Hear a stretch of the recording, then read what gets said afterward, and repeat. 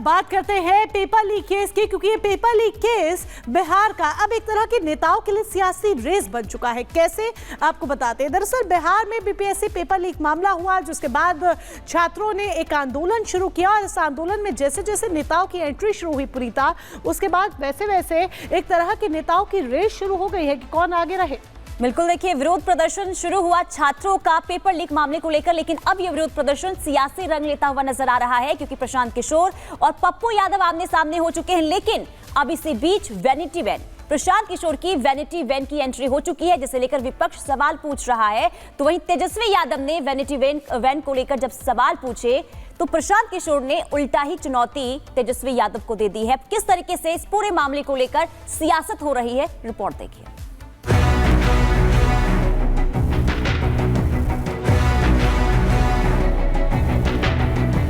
प्रशांत किशोर के vanity van पर सियासी घमासान। करोड़ों की वैनिटी वैन का आंदोलन में क्या काम? क्या वैनिटी वैन में आराम करते हैं प्रशांत किशोर? विपक्ष का सवाल, एक्टर पीके तो डायरेक्टर कौन? बीपीएससी अभ्यर्थियों की मांगों को लेकर पटना के गांधी मैदान में आमरण अनशन पर बैठे प्रशांत किशोर पर बवाल मचा हुआ है। प्रशांत किशोर के लिए गांधी मैदान में खड़ी वैनिटी वैन आंदोलन से ज्यादा चर्चा में है। कहा जा रहा है कि इस वैनिटी वैन में प्रशांत किशोर फ्रेश होते हैं, थोड़ा आराम करते हैं और फिर वापस धरने में आ जाते हैं। तेजस्वी यादव ने तो यहाँ तक कह दिया कि वैनिटी वैन में तो एक्टर बैठते हैं जिन्हें प्रोड्यूसर और डायरेक्टर बिठाते हैं। उन्हें पता है प्रशांत किशोर को एक्टर बनाकर किसने बिठाया है।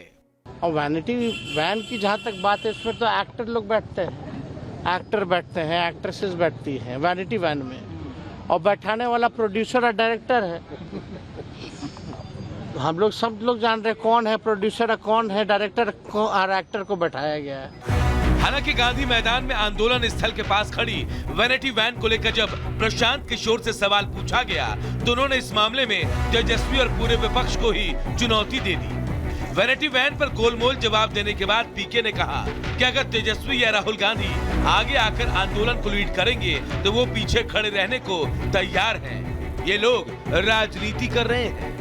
ये यहाँ पे कोई जन स्वराज का बैनर तो लगा नहीं है, ये तो छात्रों के समर्थन में मैं खड़ा हुआ हूँ। 100 दफे कह चुका कि भाई राहुल गांधी आकर लीड कर ले, तेजस्वी लीड कर ले, जो दूसरा लीड करना चाहता है लीड कर ले। हम लोग को क्या है, हम तो पीछे खड़े होने को तैयार हैं। छात्रों का काम होना चाहिए।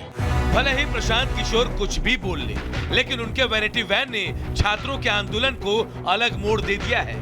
अब जहां विपक्ष इसे लग्जरी और 5 स्टार होटल वाला आंदोलन बता रहा है, तो वहीं प्रशांत किशोर इस मामले पर ज्यादा कुछ बोलने से बचने की कोशिश करते नजर आ रहे हैं। Bureau report, Republic Bharat.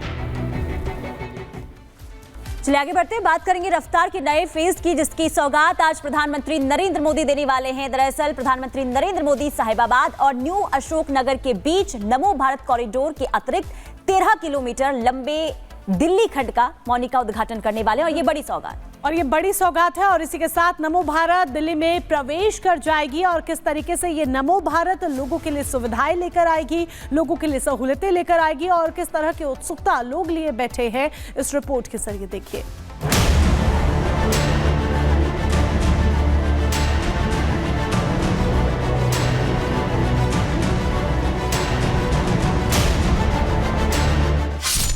नए भारत को नमो सौगात।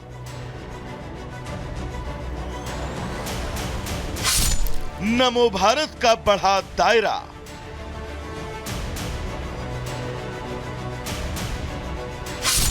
दिल्ली अब दूर नहीं।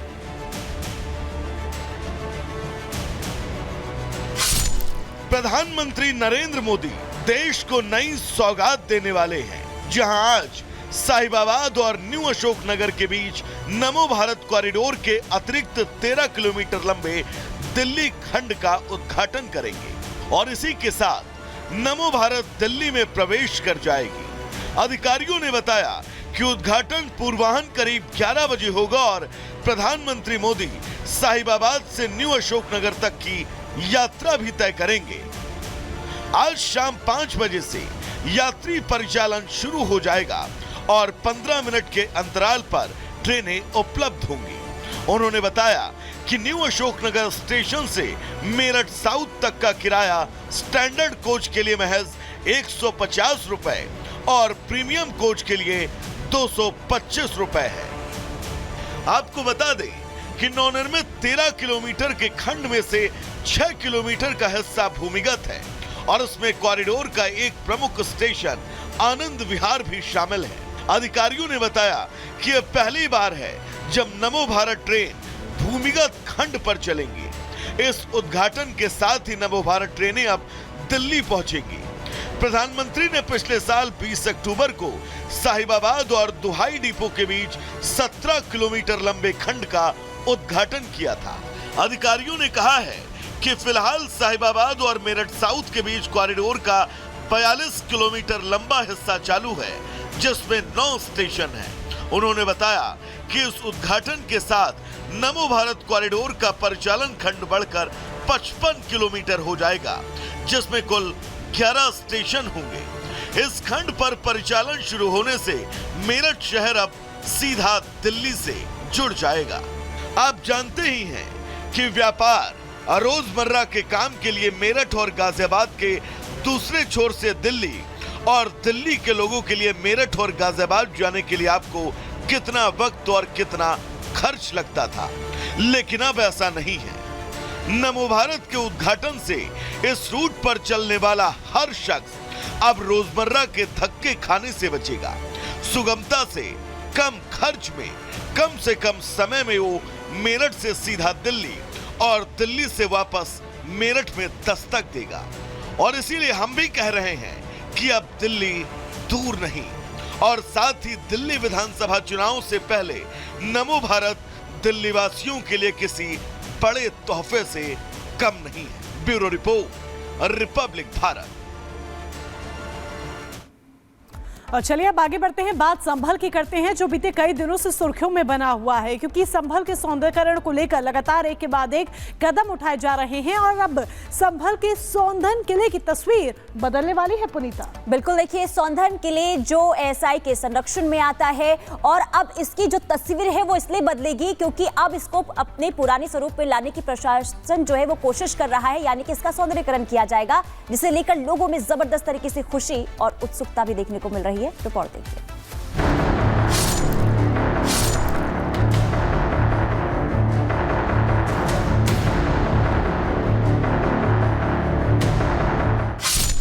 सौंधन किले को संवारने की तैयारी, प्रशासन करेगी किले का सौंदर्यीकरण। एएसआई संरक्षित किला हो गया है खंडहर। प्रशासन के दौरे के बाद जगी उम्मीद। संभल में मिल रहे सनातन के सबूत के बाद अब संभल प्रशासन ने जिले के सभी प्राचीन धरोहरों को संवारने का जिम्मा उठा लिया है।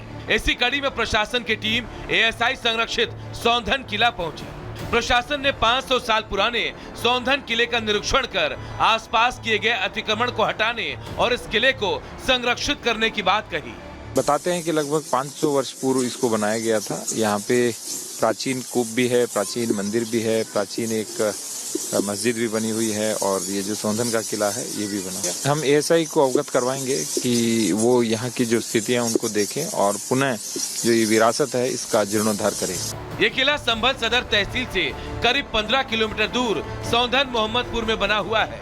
जिले के कैला देवी थाना इलाके में पड़ने वाला ये किला फिलहाल एएसआई के संरक्षण में है, लेकिन रखरखाव नहीं होने की वजह से वर्तमान में ये लगभग खंडहर में तब्दील हो चुका है। यहाँ अतिक्रमण कर रह रहे लोगों ने कहा कि अगर उन्हें नोटिस मिला और उनके लिए कोई दूसरी जगह रहने की व्यवस्था की जाएगी तो वो यहाँ से चले जाएंगे। इसका मुआवजा हमें दे दो और बस ये दे दो, कहीं रहने के लिए जगह जमीन दे दो, इसका मुआवजा कहीं बना लेंगे हम जा करके। जमीन जायदाद देंगे कम तभी तो हम रह लेंगे। हम काय में रह लेंगे, हम काय में रह लेंगे, तो काय में धर लेंगे, बासन ले जाया करेंगे। आपको बता दें कि संभल जिले में कुल 6 एएसआई संरक्षित धरोहर हैं, जिन्हें प्रशासन ने संवारने का जिम्मा लिया है। इन्हीं धरोहरों में से एक है एएसआई संरक्षित सौंधन का किला। माना जा रहा है कि अगर सौंधन किले का सौंदर्यीकरण कर इसे संरक्षित कर दिया जाएगा तो आने वाले दिनों में ये टूरिस्ट स्पॉट के रूप में लोगों और सरकार के लिए कमाई का जरिया भी बन सकता है। Bureau report, Republic Bharat.